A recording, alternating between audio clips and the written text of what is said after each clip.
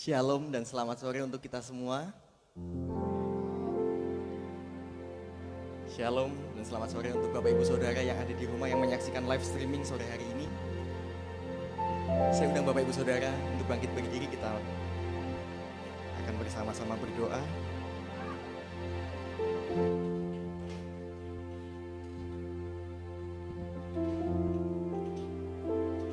Kami mengucap syukur Tuhan untuk sore hari ini. Engkau baik Tuhan, teramat baik dalam kehidupan kami Tuhan. Terima kasih Tuhan Yesus, terima kasih. Sebentar kami akan memuji memuliakan nama-Mu Tuhan, berkati setiap hati kami. Urapi setiap hati kami Tuhan. Inilah penyembahan kami, inilah pujian kami ya Bapa, yang kami serahkan hanya ke dalam nama Tuhan Yesus. Terima kasih Tuhan Yesus. Kami berdoa dan ucap syukur. Terima kasih Tuhan Yesus, terima kasih Tuhan, terima kasih. Terima kasih. Terima kasih Tuhan. Terima kasih. Tuhan Yesus, terima kasih Tuhan, terima kasih. Tuhan Yesus. Terima kasih Tuhan, terima kasih.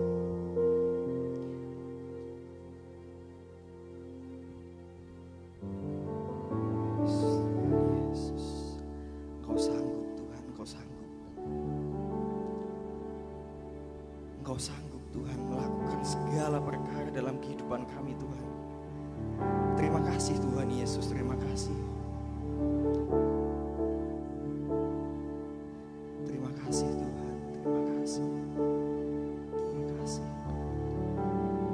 Dia sanggup, Yesus sanggup, yes, Tuhan, melakukan perkara yang besar. Dia sanggup, Yesus sanggup, memulihkan yang terluka, menyembuhkan yang menderita.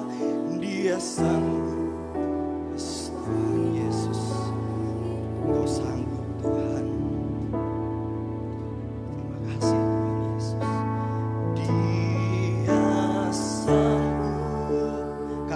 Yesus sanggup, yes Tuhan. Terima kasih Tuhan Yesus. Dia sanggup, Yesus sanggup, memulihkan yang terluka, menyembuhkan yang menderita. Dia sanggup memulihkan hidupku. Katakan sekali lagi, Dia sanggup, yes Tuhan. Dia sanggup, Yesus sanggup, melakukan perkara yang besar. Dia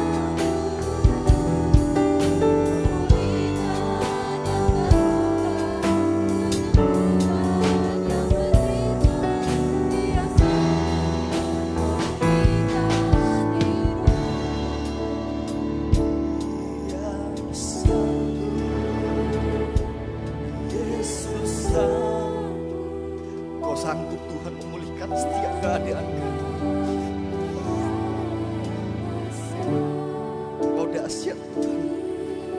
Engkau dahsyat dalam setiap kehidupan kami Tuhan. Yes, Tuhan Yesus, terima kasih. Terima kasih Tuhan Yesus, terima kasih. Ya Tuhan, Dia sanggup memulihkan hidupku. Dia sanggup. Yesus sanggup melakukan perkara yang besar. Dia sanggup. Yesus sanggup memulihkan yang terluka, menyembuhkan yang menderita. Dia sanggup memulihkan Dengan puji syukur lagi kita katakan Dia sanggup. Terima kasih Tuhan Yesus. Yesus sanggup melakukan perkara yang besar. Dia sanggup. Yesus sanggup memulihkan yang terluka, menyembuhkan yang menderita. Dia sanggup memulihkan hidupku. Dia sanggup. Yesus sanggup melakukan perkara yang besar. Dia sanggup. Yesus sanggup memulihkan yang terluka, menyembuhkan yang menderita. Dia sanggup memulihkan hidupku.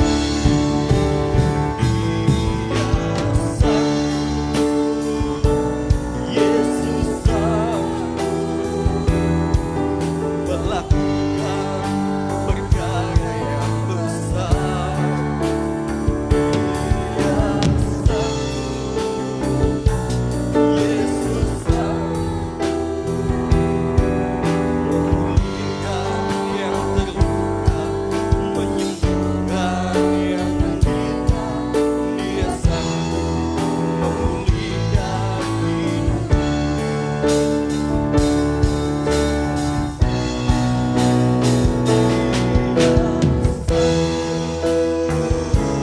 Yesus sanggup melakukan perkara yang besar. Dia sanggup. Yesus sanggup memulihkan yang terluka, menyembuhkan yang menderita. Dia sanggup memulihkan hidupku.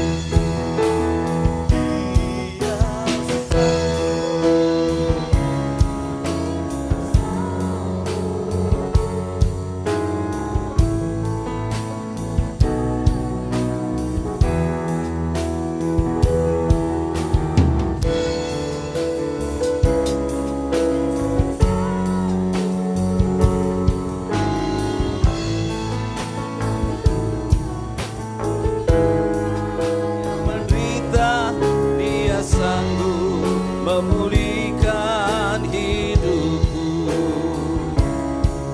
Dia sanggup memulihkan hidupku. Dia sanggup.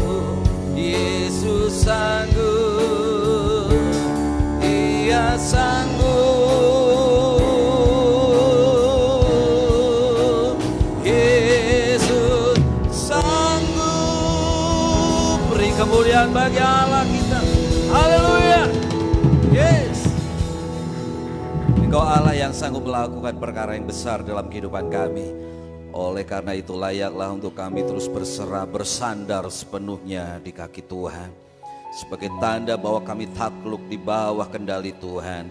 Karena itu Tuhan, ajar kami melalui kebenaran firman-Mu, terangi hati dan pikiran kami, supaya firman-Mu semakin membawa kami berada di dalam rule, berada dalam jalan-jalan-Mu, sehingga kami layak dan dimampukan untuk menikmati segala penggenapan janji-Mu. Kuasai tubuh jiwa roh kami hamba yang menyampaikan maupun setiap umat Tuhan yang mendengar, sehingga kami sama-sama diberkati oleh kebenaran firman-Mu.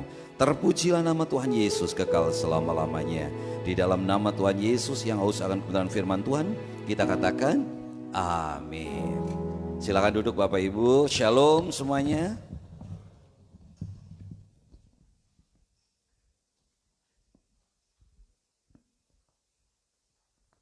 Mari kita belajar kebenaran firman Tuhan. Ya, yang belum sempat untuk ikut ibadah pagi, hari ini kita akan belajar sama, temanya melatih kesabaran. Amsal 16 ayat 32. Amsal 16 ayat 32. Ya, di atas sudah ada gede. Orang yang sabar melebihi seorang pahlawan.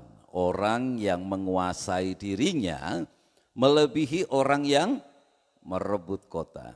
Sekali lagi sama-sama dengan suara yang keras. Orang yang sabar melebihi seorang. Orang yang menguasai dirinya melebihi orang yang merebut kota. Katakan amin. Betapa berharganya satu kata sabar. Ternyata kesabaran itu jika dimiliki oleh setiap kehidupan kita, maka kita ini dianggap orang yang lebih bersyukur, orang lebih bangga dibandingkan, orang bahagia dibandingkan menemukan emas, perak, permata. Wah, ini luar biasa. Bahkan melebihi seorang pahlawan yang mampu merebut kota. Ini hebat banget ya. Emang hari-hari terakhir ini kita dituntut untuk memiliki kesabaran. Setiap orang ketika berjumpa, saya jumpai banyak sekali ketika berjumpa yang diceritakan rasanya kebanyakan itu hanya masalah, persoalan, pergumulan, beban, berat, sampai banyak juga ya diantaranya ngomong, lah Jan ya 6 bulan, sabar ya sabar, tapi yang manusia kan manusia ya, sabar ada batasnya. Iya, kata yang terakhir ini sebagai kata pembelaan diri, sebagai tanda atau celah dia kepingin mencari cara yang lain. Saya katakan tetaplah bersabar, menunggu jawaban atau pertolongan Tuhan. Sabar. Saya mencatat tadi pagi kelupaan memberikan pengertian. Sabar. Ya. Di dunia ini yang paling untung tuh orang Indonesia, terutama yang tinggal di Pulau Jawa. Terutama yang namanya satu, sabar. Kedua, untung. Ketiga, selamat. Mau kayak bejo, mau kayak apapun keadaan dunia, mau berapa lama kondisi pandemi, kalau sudah garisannya sabar, untung, selamat, bejo, waras, paling aman hidupnya rasanya. Ya, ya, sabar. Definisi kesabaran adalah ketenangan hati.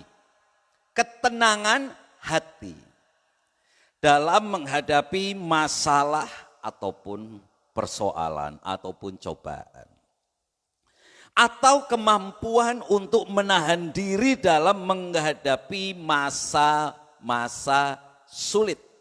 Kemampuan untuk menahan diri, kontrol diri, menguasai diri dalam menghadapi masa-masa sulit. Indikator orang yang sabar, jadi untuk pelajaran kita, mengoreksi diri. Aku ini kategori orang yang sabar apa belum? Ya, atau masih setengah, jadi nanti kita bisa tingkatkan lagi. Indikatornya yang pertama, di tengah masalah persoalan menerpa, pergumulan dan harapan, keinginan belum terpenuhi, dia akan tetap tenang. Ya, ini pertama indikatornya adalah tenang. Jadi Bapak Ibu Saudara, baik yang ada dalam gereja, yang ada di rumah, indikator orang sabar itu tenang. Tenang. Kedua, tabah. Tabah kinrimo. Ya. Oh, tambah lagi. Orang yang paling senang nang Jawa, nrimo. Tidak tergesa-gesa atau jalannya serampangan, bahasa kerennya membabi buta. Di tengah masalah, persoalan, baik itu masalah keluarga, saat ini tadi pagi saya katakan enggak sengaja saya lihat artikel di kompas.com apa ya kalau enggak salah. Itu ada antrian panjang di depan kantor apa itu? Kantor agama itu ya, pengadilan agama. Antri mengajukan gugatan cerai. Tak pikir ngantri sembako saja yang panjang. Tak pikir ngantri, tadi di sini ada ya, pulang gereja itu rame. Di depan samping Indomaret itu kan ada dealer agung itu ya. Panjang, ternyata lagi pada antri mau ngambil uang di ATM. Ternyata ada juga antrian mau ngajukan gugatan perceraian. Banyak kasus yang terjadi disebabkan oleh polemik pandemi kepanjangan sehingga ekonomi mulai labil, dipikir masing-masing pasangan tidak atau kurang bertanggung jawab, akhirnya hanya menuntut harus ada. Tanpa adanya kesabaran, ketenangan, pengendalian diri, akibatnya mengambil keputusan-keputusan yang fatal. Padahal yang namanya perpisahan seperti itu, dampaknya itu banyak, tidak hanya mereka berdua, tapi juga anak-anak. Bapak Ibu Saudara kasih dalam Tuhan Yesus Kristus, bagaimana firman Tuhan mengajarkan kita untuk bisa melatih kesabaran dan mendapatkan kesabaran itu seturut dengan kehendak Tuhan. Bagaimana Alkitab mengajarkan supaya kita ini bisa memiliki kesabaran seturut kehendak Allah. Nah, di sini dikatakan kan di awal firman Tuhan kita baca bahwa orang yang sabar melebihi seorang pahlawan, orang yang menguasai diri, ya, ini pengejauhan tahan sabar, menguasai diri melebihi orang yang merebut kota. Betapa berharganya. Saya katakan betapa berharganya orang yang memiliki kesabaran itu di mata Tuhan. Katakan, yes, itu aku. Sing ora wani berarti urung sabar. Maaf ya bercanda. Duh, wong saya aja kadang kala kayak gitu kok. Wis pendeta ya, namanya kadang kala kita ini diperhadapkan oleh situasi dan kondisi yang mendadak, yang memicu kesabaran itu kadang hilang. Pernah, ini ada istri saya saksinya itu. Suatu saat saya naik motor, mau ngirim makanan, di sini penuh, di sini penuh, di sini penuh. Mendilalahnya, dilalahnya bahasa Indonesia ini apa? Ya, penuh, tiba-tiba, sekonyong-konyong, di pengkolan itu ada truk sampah. Tahu harusnya kan tahu ya. Ada motor lagi banyak rendel makanan kayak gitu yang mbok ngalah di sit truk gede besi kayak kabeh kayak. Ya mbok mandek di sit. Berhenti, saya di stop, berhenti. Lah saya wis ngerem. Namanya motor matic yang belum ABS kayak punyanya si Abner. Direm kan glondor bae ya. Melaku terus. Sudah berhenti pas di belakang truk. Saya diomelin. Saya lupa kalau saya pendeta. Bapak Ibu yang di rumah jangan dipikir pendeta itu terus kayak malaikat suci kudus terus. Diomelin saya. Seketika juga lunturlah hamba Tuhan saya. Lupa. Saya langsung mendelik. Mudun ini telune. Wah, takon mudun. Habis itu istri saya yang berperan sebagai malaikat. Ingat. Saya langsung bilang, astagfirullahaladzim. Iya ya, saya hamba Tuhan. Kadang kayak gitu loh, kadang sabar. Tuh, seharian nganterin rampung sampai di rumah saya diem terus. Ampuni saya Tuhan, ampuni saya Tuhan. Keceplosan. Kadang itu loh yang saya bilang, manusia lama, daging, itu sebenarnya ketika kita bertobat lahir baru, yang dominan memang Roh Kudus, tapi yang namanya manusia lama itu enggak brojol hilang. Cuman dia tidak berkutik, karena dikendalikan oleh Roh Allah. Kalau kita dalam kondisi penat, kita enggak connect sama Allah, kita enggak connect sama Tuhan, kita enggak connect untuk terus bersyukur pada Tuhan, kadang kala itu brojol itu. Yang dikerangkeng itu manusia lama sing dikerangkeng itu brojol. Nongol. Enggak bisa tenang saya seharian. Sampai berkaca-kaca saya, Tuhan ampuni, Tuhan ampuni. Meskipun hanya ungkapan kayak gitu, tapi buat saya itu hilang damai sejahtera. Betapa ruginya ketika Bapak Rohani, saya ingat Bapak Rohani saya bilang, di tengah engkau bergejolak emosi kayak apapun, jangan sampai kehilangan damai sejahtera, Paulus. Sebab damai sejahtera yang dikaruniakan Allah itu betapa berharga buat dirimu. Karena itulah yang akan menjadi modal engkau menjalani kehidupan lebih baik, lebih beruntung. Hidup bisa menikmati janji-janji Tuhan. Tapi ketika damai sejahtera hilang, engkau ini keluar dari relnya Tuhan. Itu rugi. Ketika saya ingat hal itu lagi, ya Tuhan ampuni Tuhan. Saya tidak malu, ini namanya kesaksian itu enggak hanya sing manis-manis tok. Gampang orang nek kesaksian sing manis. Tapi nek sing memalukan kayak gini ini kadang takut, tapi biarin. Saya mau saksikan bagi Bapak Ibu Saudara, supaya jangan ikut-ikutan, biar kita permalukan iblis, engkau tidak berkuasa lagi. Cara yang pertama Tuhan mau ajarkan kepada kita yaitu, kita harus membiasakan hidup bersyukur dengan menyadari dasarnya itu menyadari bahwa Allah itu terlebih dahulu telah menunjukkan kesabaran untuk kita. Mari kita buka 1 Timotius 1 ayat 16. 1 Timotius 1 ayat 16.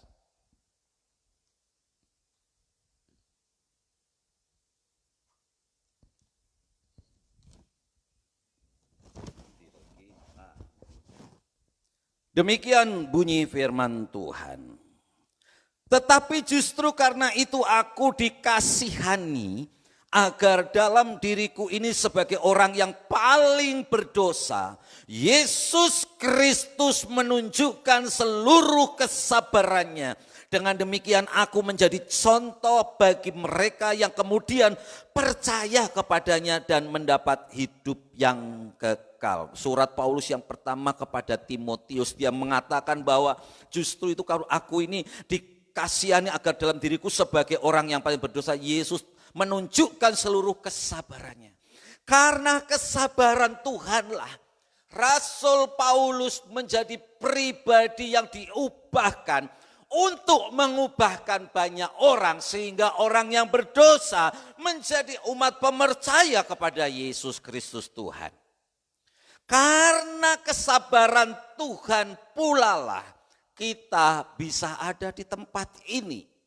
Bukankah di tengah kita berdosa dia telah menunjukkan kesabarannya, menerima kita apa adanya, bahkan dengan menggantikan segala dosa pelanggaran kita dengan mati di kayu salib. Dengan harga yang mahal dia menderita, disesah, darah bercucuran, bahkan tubuh dan wajah yang tidak menyerupai lagi manusia karena hancur mengalami aniaya demi cintanya.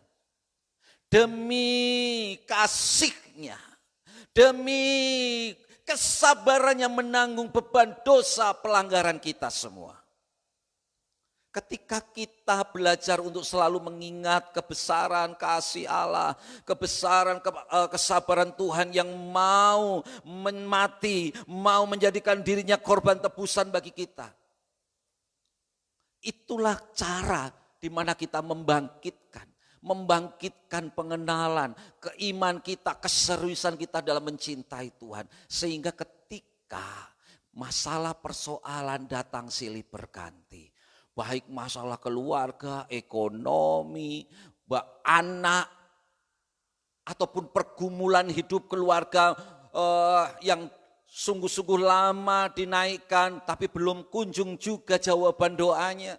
Tenang, Tuhan yang begitu belas kasih, penuh kesabaran, menunjukkan cintanya. Kalau Dia rela berkorban untuk masalah kita yang paling besar saja, Dia mau dan rela lakukan untuk kita. Apalagi hanya sekedar pergumulan kita yang kita hadapi akhir-akhir ini. Nah, dengan cara itulah, makanya bangunlah. Sikap hidup yang bersyukur kepada Tuhan dilakukan tiap buka mata pagi hari. Ya, seperti lagu ini tadi. Nikmatkan, diulang-ulang, tapi itu sungguh mengena, itu pas, itu sungguh akan menguasai hati dan pikiran kita. Hati yang tadinya mulai bimbang, mulai ragu, mulai cemas, mulai gusar, mulai nggak percaya. Ketika kita bersyukur melalui pujian dan penyembahan kita bersyukur tiap waktu, tiap saat. Syukur, ku berikan syukurku buat segala yang terjadi di dalam hidupku. Syukur, ku berterima kasih buat anugerah kasih-Mu bagiku. Oh, seperti Yosua ngajarin. Dia, gimana tadi? Dia sanggup, Yesus sanggup. Gimana? Melakukan perkara yang besar. Dia sanggup, Yesus sanggup memulihkan yang terluka, menyembuhkan yang menderita. Dia sanggup memulihkan hidupku. Lagi nyetir, wah ini contoh ya Pak An ya, lagi nyetir. Wah dilalah kok saiki lagi sepi angel ya. Tetap prosentasenya menurun dibandingkan sebelum Covid misalnya contoh aja. Sambil nyetir, dia sanggup. Tetap konsentrasi ya Pak ya. Ya kan? Jangan terus dalam hadirat Tuhan. Dia sanggup nabrak. Yesus sanggup melakukan perkara yang besar. Anak sing dikandani angel, tumpangi tangan.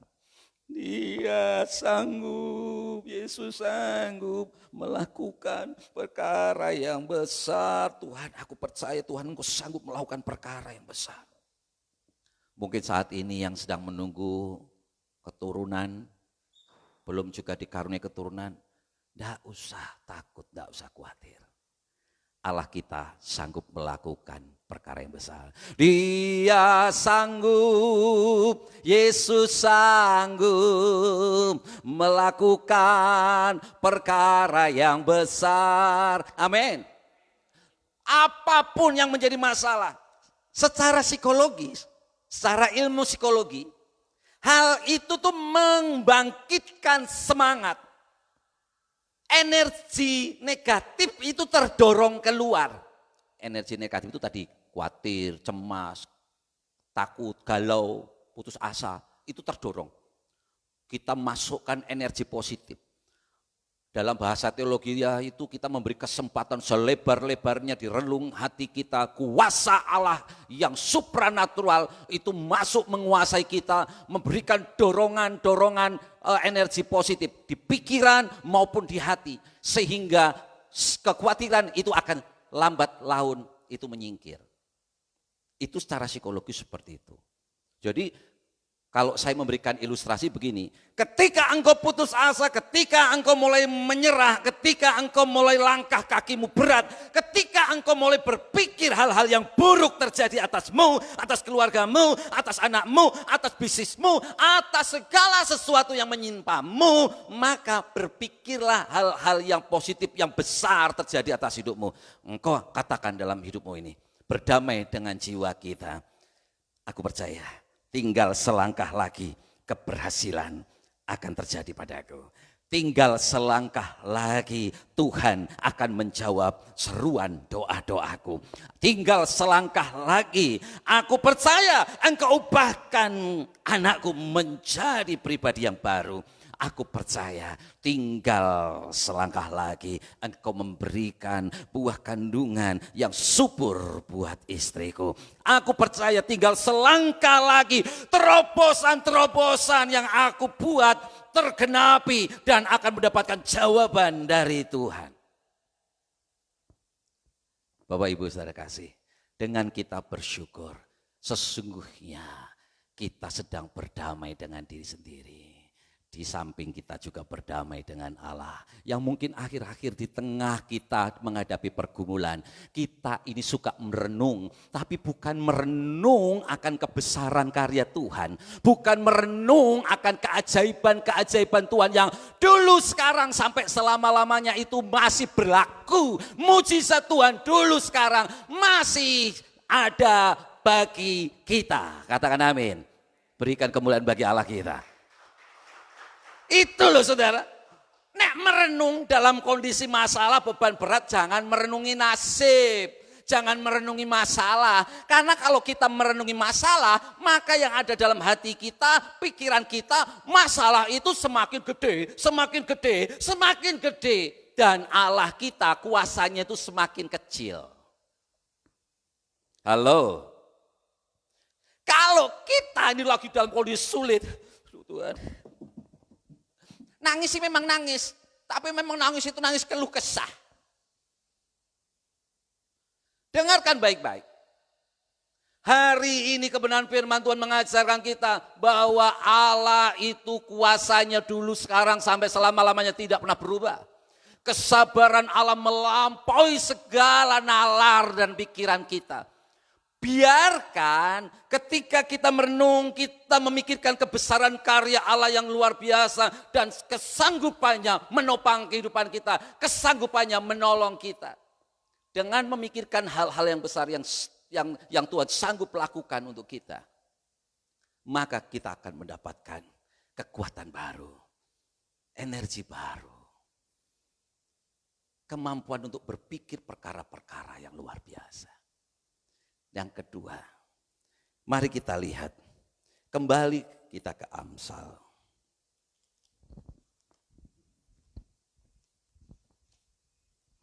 Yang kedua, bagaimana kita melatih kesabaran kita dengan cara mengejar pengertian. Apa yang dimaksud mengejar pengertian? Pengertian di sini itu bukan pengertian duniawi, tetapi pengertian Allah. Mengejar kebenaran-kebenaran Allah untuk kehidupan kita. Saya memberikan contoh yang ada di dalam Amsal pasal 16. Bagaimana cara kita mengejar pengertian Allah? Saya akan baca. Ketika dalam pergumulan, firman Tuhan katakan begini. Ayat 2, segala jalan orang adalah bersih menutupi pandangannya sendiri, tetapi Tuhanlah yang menguji hati. Seringkali ketika kita menghadapi masalah, kita berkata, rajin ke gereja sudah Tuhan, berdoa hampir setiap hari. Tetapi di sini dikatakan segala jalan orang adalah bersih menurut pandangannya sendiri. Tetapi Tuhanlah yang menguji hati. Ketika saya merenungkan ini, maka pengertian akan muncul ketika kita serahkan sama Tuhan. Tuhan berikan. Jangan kita berpikir bahwa apa yang kita lakukan itu sudah benar. Ketika kita punya masalah, Tuhan aku sudah lakukan ini aku sudah lakukan itu. Tuhan sudah lakukan. Jangan buru-buru kita atau memvonis kita mengklaim bahwa apa yang kita lakukan itu sudah benar. Tuhan itu menguji hati. Apakah yang kita lakukan itu sungguh-sungguh sudah bentuk ketulusan kita? Apakah ketika kita rajin ke gereja, kita ini sungguh-sungguh tulus mengejar kehadiran Tuhan? Apakah kalau kita tulus melayani Tuhan itu benar-benar tulus keluar dari hati kita? Atau jangan-jangan kerajinan kita itu hanya sekedar bentuk bentuk ibadat kita, rutinitas kita. Apalagi didorong ada masalah yang datang bertubi-tubi menghampiri kita. Lalu kita berpikir, lebih baik aku lebih banyak datang ke rumah Tuhan. Kalau kita mau datang ke rumah Tuhan, Tuhan ingat firman Tuhan katakan, dia itu tidak lihat lahiriah. Dia itu menguji hati. Tidak usah dilihat lahiriah, kita pun bisa melihat. Tapi Tuhan melihat lebih dari apa yang kita manusia bisa lihat, yaitu hati. Jadi kalau datang ke gereja memuji Tuhan, uji hati kita. Selidiki aku, lihat hatiku, apakah ku sungguh mengasihimu Yesus, dan seterusnya. Nah, ini disebut mengejar pengertian. Nah, berikutnya ayat 3, serahkanlah perbuatanmu kepada Tuhan, maka terlaksanalah segala rencanamu. Dengan mengejar pengertian, ternyata Tuhan yang pertama ketika aku beribadah, ketika aku datang kepada Tuhan, ketika aku bersujud, bersimpuh di kaki Tuhan, Tuhan itu melihat hati, bukan lihat bentuk-bentuk ritualnya. Bukan bentuk umat amit lambe bibir kita, tetapi hati. Tidak melihat juga panjang dan indahnya doa-doa kita. Yang dilihat itu apa saudara? Apa? Hati, ketulusan. Lalu yang berikutnya, kalau itu sudah saudara bisa pertanggungjawabkan dengan Tuhan. Dengan kita mengejar pengertian, Tuhan kasih tahu. Serahkanlah perbuatanmu kepada Tuhan, maka terlaksanalah segala rencanamu. Katakan amin. Oh, indah banget. Ini janji Tuhan. Ketika kita tulus, tangisanmu itu ditampung dalam kirbatnya. Dan Tuhan akan memperhitungkannya, mendatangkan kebaikan bagi kita. Kalau orang tulus tuh enggak dibikin-bikin. Datang sama Tuhan, ono masalah, enggak ada masalah. Ketika dia memuji Tuhan, itu enggak kuat menahan bendungan air mata itu, enggak kuat. Karena dia merasakan betapa besar, betapa luar biasa Tuhan. Keyakinan itulah yang membuat dia hancur hati. Sehingga dia punya kerinduan untuk lebih lagi bisa menyenangkan hati Tuhan. Gimana caranya? Yang berikutnya. Saya lompat-lompat saja biar cepat. Jikalau Tuhan berkenan kepada jalan seseorang. Sekali lagi. Jikalau Tuhan berkenan kepada jalan seseorang pada ayat ke-7. Maka di sini dikatakan. Maka musuh orang itu pun didamaikannya dengan dia. Ketika seseorang mengalami polemik, sengketa atau perbedaan pendapat sehingga terjadi permusuhan, di sini katakan jalan orang benar musuh pun akan didamaikan. Artinya apa? Musuh pun akan dibungkam. Pembelaan Tuhan itu sempurna bagi kehidupan kita yang berkenan di hadapan Tuhan. Ayat 8, lebih baik, ini jawaban bagi yang sedang dalam pergumulan ekonomi ini. Lebih baik penghasilan sedikit disertai kebenaran. Halo? Lebih baik penghasilan sedikit disertai kebenaran daripada penghasilan banyak tanpa keadilan. Tuhan mengajarkan supaya kita mensyukuri apa yang menjadi berkat buat kita. Kalau itu dari jalan Tuhan, dari kita syukuri sebagai berkat Tuhan, kita akan bisa menikmatinya. Daripada berkat gede tapi karena merugikan banyak orang atau berbuat culas atau berbuat yang tidak baik. Merugikan orang. Nah, di sini Tuhan itu ngerti seberapa takaran berkat yang mampu kita kita kelola. Halo. Tuhan tuh ngerti seberapa besar kapasitas berkat yang Tuhan sediakan itu Tuhan ngerti. Kalau kamu tak kasih segini, kamu mampu bertanggung jawab, dikasih. Kalau enggak, bisa golong koming. Jadi siapkan dulu. Sekarang siapa di sini yang pengen berkatnya besar, banyak? Coba angkat tangan. Yang pengen diberkati Tuhan dengan berkat yang melimpah-limpah, angkat tangan. Oh, enggak mau semua. Loh, pertanyaannya saya tanya, siapa di sini yang mau diberkati Tuhan dengan berkat yang melimpah? Oh, kuncinya, loh kok nggak yakin banget? Ini Tuhan tuh ngomong loh, ini ngajarin kita. Cara kita diberkati dengan berkat yang melebihi mungkin orang lain. Wah, kok bisa ya? Sebenarnya itu kuncinya terletak pada diri kita. Seberapa kita menyiapkan diri kita untuk mampu menerima tanggung jawab yang besar dari Tuhan, itu yang menjadi tolak ukur Tuhan akan memberikan kepercayaan berkatnya kepada kita. Itu loh. Kalau memang kita sudah pantas, Tuhan pasti kasih. Kepantasannya itu ukurannya di mata Tuhan, bukan di mata manusia. Nah, terserah Tuhan. Nah iya, memang terserah Tuhan. Tapi di sini Tuhan mau katakan nih, terserah Tuhan, yang penting kita ini siapin dulu diri kita, kapasitas kita, kelayakan kita, kepantasan kita untuk mengelola tanggung jawab berkat Tuhan. Itu yang akan menentukan besar kecilnya. Bukan berarti yang sekarang masih dikasih kecil, ya wis lah pasrah baiklah, wong memang diwe ini semeneh. Ya orang kayak kue. Ya enggak begitu. Justru semakin tingkatkan kapasitas dirimu, kelayakan dirimu di mata Tuhan. Dengan cara apa sih? Lah kan ada caranya. Indikatornya apa? Dilihat dari ketekunanmu, dilihat dari pengelolaan keuanganmu, dilihat dari bagaimana engkau bersikap dalam mengendalikan keuanganmu, dalam mengendalikan usahamu. Itu salah satunya yang menentukan tanggung jawabmu. Lah kalau kita masih mikirnya hal-hal kecil, dikasih gede, takabur itu nanti. Khilaf, kalap. Udah khilaf, kalap. Iya kan? Kayak ada yang ngasih contoh.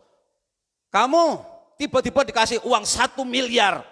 Padahal saya tidak pernah terima uang 1 miliar. Beda dengan Pak Bambang. Tiba-tiba ada orang ngasih 1 miliar, Pak. Jalan. Saya langsung jalan apa bingung? Habiskan dalam 1 hari. Serangan jantung malah saya. Siapkan dulu sekarang. Saya mau siapkan dulu nih. Ya, hati saya. Pengendalian diri saya. Orang yang lagi nggak punya duit itu biasanya pikirannya itu ciamik-ciamik, strategis. Seandainya aku punya uang 1 miliar, saya akan bagikan ke fakir miskin sekian persen. Saya akan bangun panti asuhan. Saya akan bangun. Dia bisa memikirkan hal-hal yang strategis yang bagus-bagus ya. Ya, karena memang dia lagi nggak punya duit, jadi pikirannya indah-indah. Tapi seandainya tiba-tiba bergejet 1 miliar, apakah dia masih mikirin bangun panti asuhan? Pertanyaannya itu. Wah duit, aku ratau nyekel duit sama ini. Tiba-tiba duit, wah eman-eman. Jangankan ke panti asuhan, mau ngasih ke perpuluhan, kok gede banget. Nek saiki perpuluhannya masih 10.000, 1.000, 1 juta, masih enteng. Lah nek 1 miliar, berarti perpuluhannya piro? Piro apa? 1 juta, kok gede? Nah, sekarang sebelum 1 miliarnya itu benar-benar datang, coba komitmen. Tuhan, seandainya memang 1 miliar yang dikatakan Pak Paulus ini datang, aku siap 100 juta aku kembalikan. Plus korban syukur. Plus ayo siapkan hatimu, siapkan hatimu. Kalau kepengen diberkati sama Tuhan. Tuh, itu loh saudara. Kejar pengertian, kejar pengertian. Yang terakhir, ayat 16. memperoleh hikmat sungguh jauh melebihi memperoleh emas, dan mendapat pengertian jauh lebih berharga daripada mendapat perak. Ternyata kita ketika mengejar pengertian itu lebih berharga. Seperti Salomo ketika berjumpa dengan malaikat Tuhan. Salomo, kamu meminta apa? Kekayaan, kekuasaan, harta. Oh enggak, umur panjang. No, apa yang kau minta? Aku hanya minta hikmat pengertian.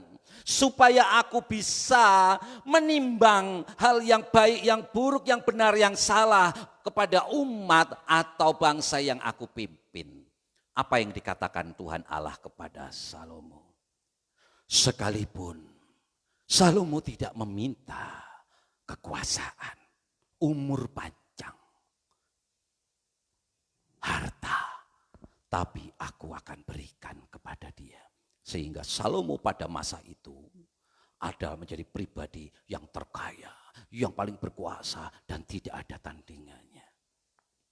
Ternyata mengucap syukur dalam segala waktu dengan dasar mengingat kesabaran Tuhan yang telah menerima kita apa adanya. Yang kedua, dengan terus mengejar pengertian-pengertian Allah sehingga hidup kita, hati dan pikiran kita sinkron dengan hati dan pikiran Allah.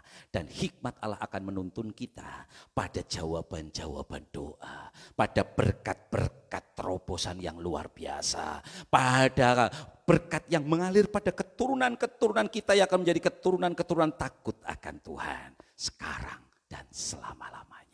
Tuhan Yesus memberkati.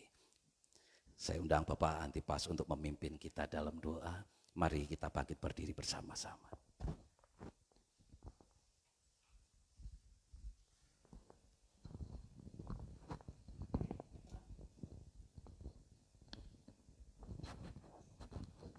Mari Bapak Ibu Saudara kita satukan hati.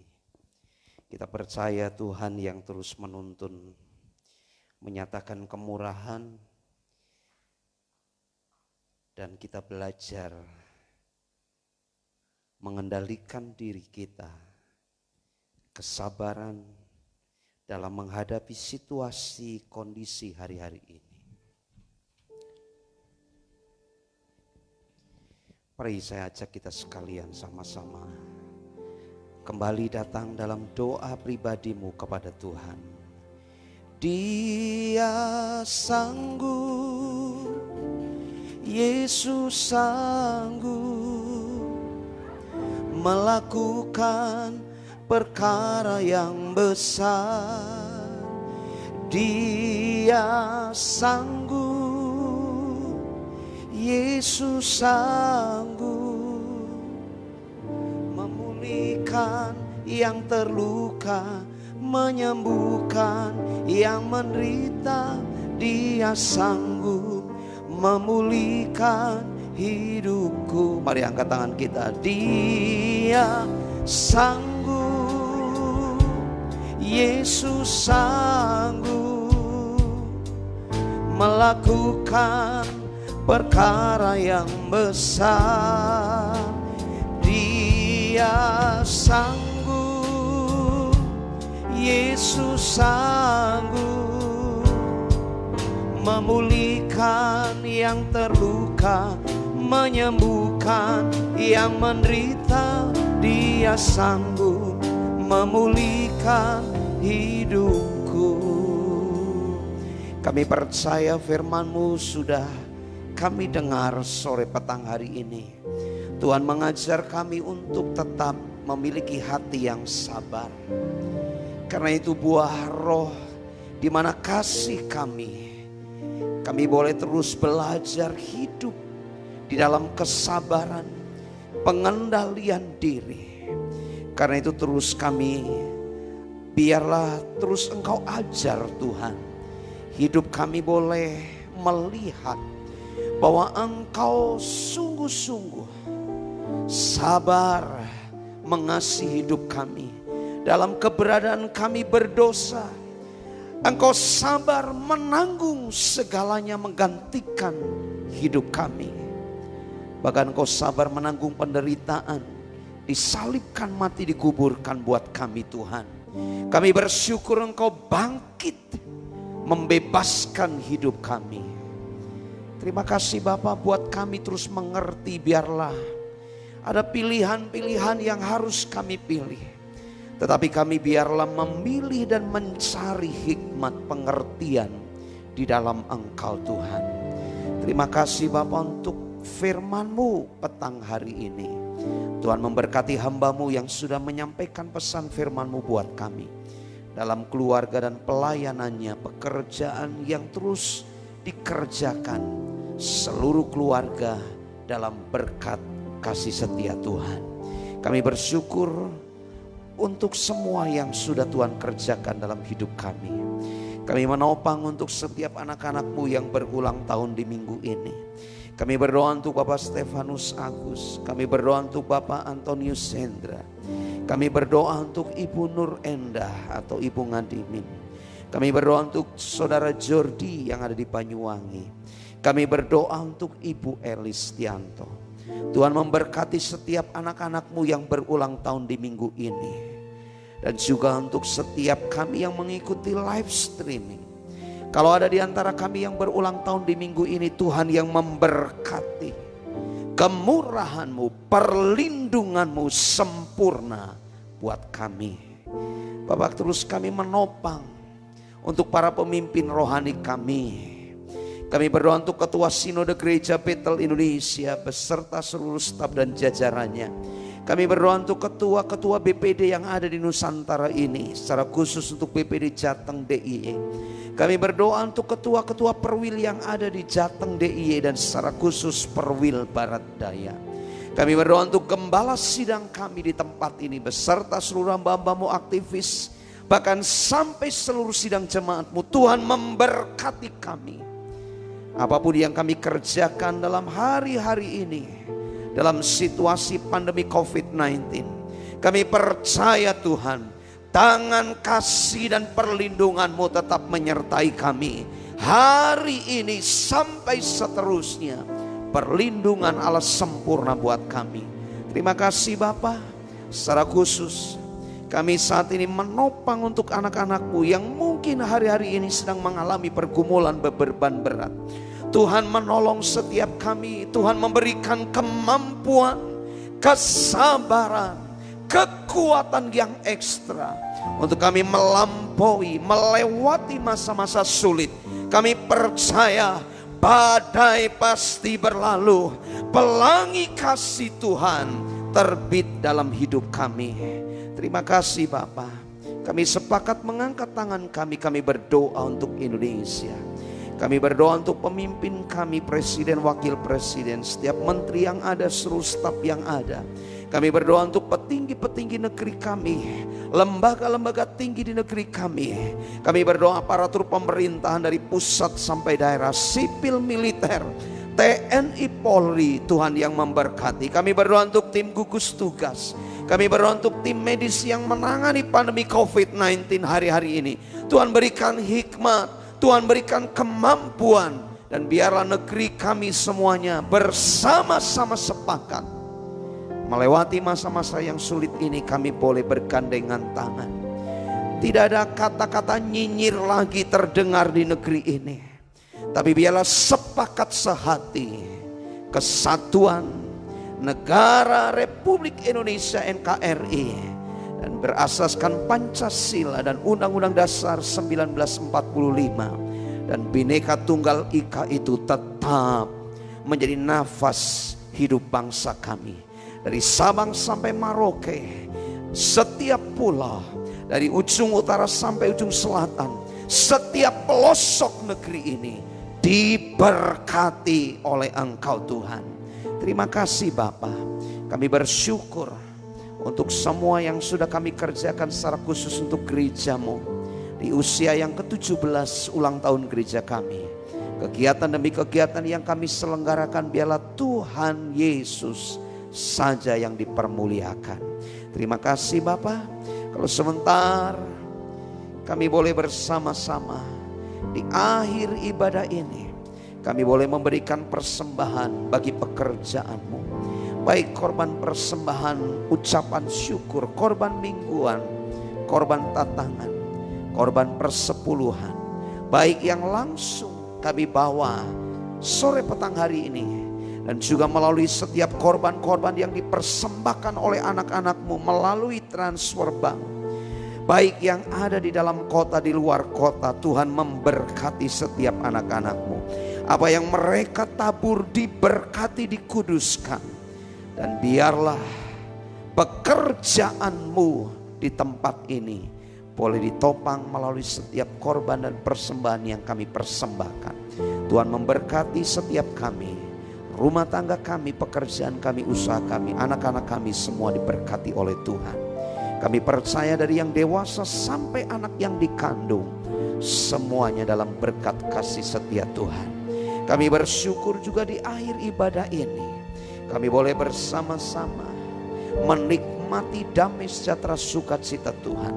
Segala berkat-berkat baik jasmani rohani yang Tuhan siapkan buat kami, siapapun yang menjadi saluran berkat buat hidup kami, kami percaya semuanya itu bersumber dari Tuhan. Tuhan yang memberkatinya, Tuhan yang memberkati setiap hidup kami. Mari Bapak Ibu Saudara angkat kedua tangan kita. Kami sama-sama juga sepakat berdoa untuk Ibu Lala yang sedang menanti hari-hari untuk melahirkan. Tuhan berikan kekuatan, Tuhan berikan kesehatan di dalam nama Tuhan Yesus. Buah kandungan keluarga Bapak Ibu Cornelius, Tuhan yang memberkati. Kami berdoa untuk Ibu Agnes, kami berdoa untuk Ibu Lina. Tuhan juga memberkati setiap buah kandungan anak-anakmu ini. Kami juga tak lupa membawa untuk kesehatan Bapak Memen. Kalau sempat harus rest di rumah sakit, tapi kami percaya, kami mendengar pemulihan terus Tuhan kerjakan. Dan sore hari ini kami sepakat di dalam nama Tuhan Yesus, pemulihan terjadi, kesembuhan terjadi. Kami berdoa juga untuk Ibu Lisa Usawan. Tuhan terus berikan kekuatan kesehatan, perlindunganmu sempurna atas kehidupan keluarga ini. Dan juga setiap kami yang tidak kami sebutkan satu persatu, Tuhan memberkati kami. Kemurahan, kasih setia Tuhan, perlindungan Tuhan, damai sejahtera-Mu menyertai kami. Sebentar kami akan akhiri ibadah kami akan pulang ke rumah kami masing-masing. Rahmat berkat anugerah-Mu, kasih sayang-Mu Bapa, anugerah keselamatan dalam Kristus Yesus Tuhan, penyertaan Roh Kudus menaungi kami, menyertai kami sepanjang minggu ini dalam usaha pekerjaan rumah tangga kami, anak-anak kami, dari yang dewasa sampai anak yang dikandung, bahkan sampai selama-lamanya. Tuhan memberkati kami. Di dalam nama Tuhan Yesus yang diberkati, sama-sama kita katakan amin. Silakan duduk Bapak Ibu Saudara, teman-teman yang mengikuti live streaming. God bless you all.